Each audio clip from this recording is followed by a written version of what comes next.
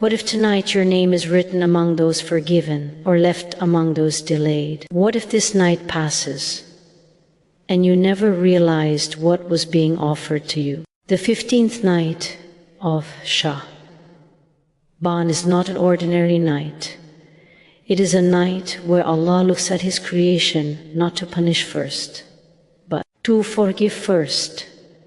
The 15th night of Shaban holds its significance not because of cultural traditions or emotional stories passed from generation to generation, but because of what Allah does on this night.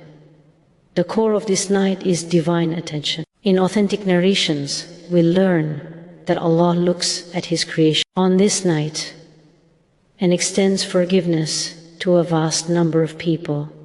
This alone should shake the heart of a believer. The Creator of the heavens and the earth, the one who is never distracted, chooses a night to turn His attention toward His servants with mercy. This reminds us that forgiveness is not something we chase with our strength.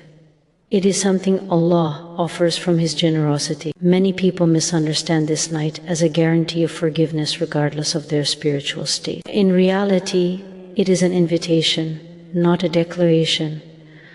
Allah's mercy descends, but the heart must be positioned to receive it. This night teaches us that Allah wants to forgive more than we want to be forgiven. He looks at His creation not to search for reasons to punish, but to find excuses to pardon. That realization alone should soften even the hardest heart. The believer who understands this will not approach the night with arrogance or entitlement, but with humility and need. This divine attention is a reminder that Allah is aware of us, not just on major Islamic occasions, but always. However, on certain nights, He honors His servants by opening doors wider.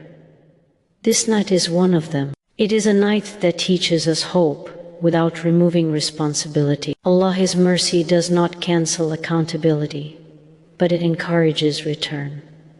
When a believer internalizes this, worship becomes sincere, repentance becomes honest, and du'a becomes heartfelt.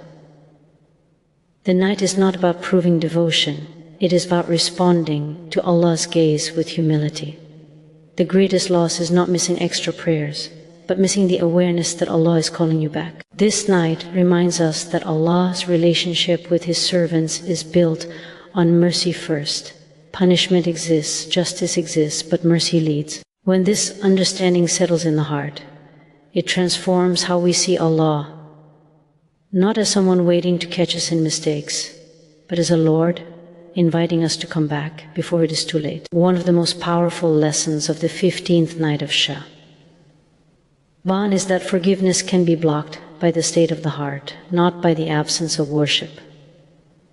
Many people assume that forgiveness is tied only to how much they pray or how many supplications they recite. However, the narrations regarding this night make something very clear.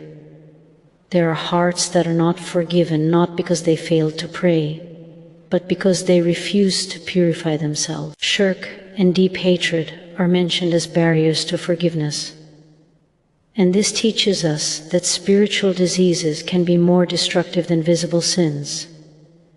A heart that associates partners with Allah or holds grudges against others closes itself off from mercy. This is a difficult truth because it requires internal work, not just external actions. It is easier to perform rituals than to forgive someone who hurt you. It is easier to stay angry than to let go of resentment. But Barat exposes this reality. Allah wants a clean heart before abundant actions. A believer may stand in prayer all night, but if their heart is filled with envy, pride, or hatred, that worship may not rise as they expect. This night forces self-examination. Who am I refusing to forgive? What anger am I holding onto? What arrogance do I justify?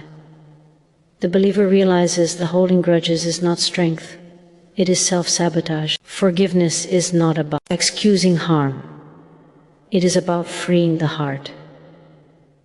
Allah does not ask us to pretend pain did not happen, but He asks us not to let pain poison our relationship with Him.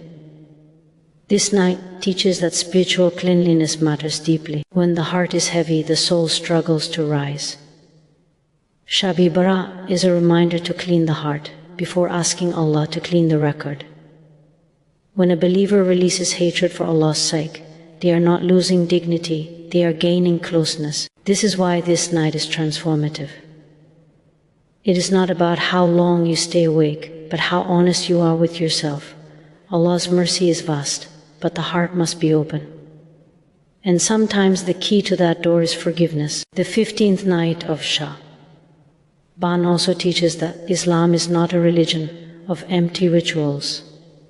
This night is often misunderstood as a night where certain actions automatically erase sins. In reality, this night emphasizes return, not routine. Allah does not need rituals without hearts. He does not need movements without meaning. Repentance is not a formula, it is a state. This night invites believers to turn back sincerely, not to rely on traditions that may lack foundation or intention. True repentance requires regret, stopping the sin, and a sincere intention not to return. This does not mean the believer will never fall again. Islam is realistic about human weakness. What matters is honesty in return. Shab Barat reminds us that Allah values sincerity over consistency. A person who falls and returns with humility is more beloved than one who performs outward worship with pride. This night is a chance to reset the relationship with Allah, not to negotiate forgiveness through actions alone. It teaches us that Allah looks at effort, not perfection.